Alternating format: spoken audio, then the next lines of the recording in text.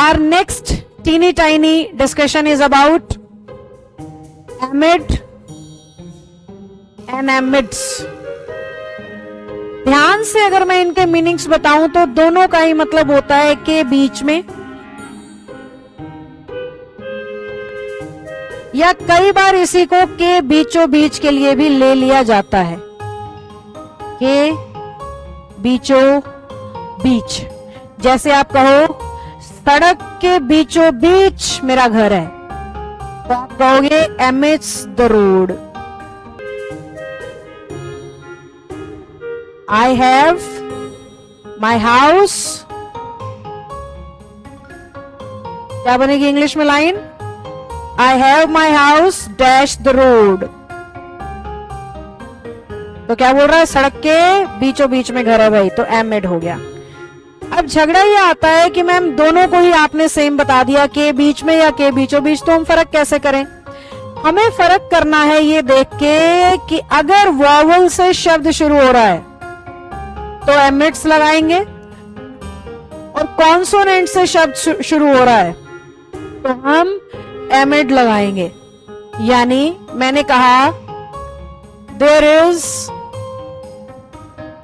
A small table dash the lobby, बताओ answer क्या होगा? और एक इसी को हल्का सा मॉडिफाई कर रही हूं, देयर आर स्मॉल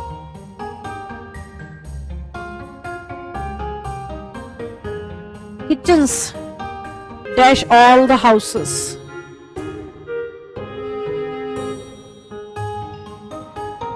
अब हमें साफ साफ ये दिखाई दे रहा है कि लॉबी के बीच में एक टेबल है, कॉन्सोनेंट से शुरू हो रहा है टेबल का टी, है ना? जबकि यहाँ पे जो ऑल शब्द है वो वॉवल से शुरू हो रहा है, तो सारे घरों के बीचों बीच रसोई घर हैं, ये कहना चाह रहा है। अब क्योंकि वॉवल है इसलिए नीचे मैंने चूज कर लिया एमिड्स, और क्योंकि कॉन्सोनेंट है तो ऊपर मैंने चूज कर लिया एमिड। मेरे ख्याल से आपके आंसर भी मुझसे सिमिलर ही होंगे।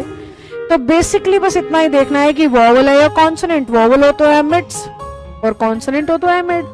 दोनों का सेंस क्या है? किसी चीज के बीच में, जैसे क्लासरूम के बीच में टेबल की बेंचेस की एक रो है तो एमिड द क्लासरूम आएगा, there is a row of benches amid the classroom. Classroom के बीचों बीच में बेंचेस की एक लाइन है।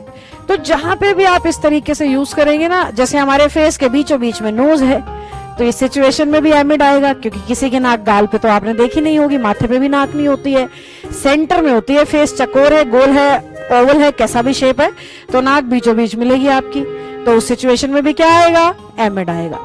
This is the logic to choose the difference between these two words. Now tell me, is it clear to you all?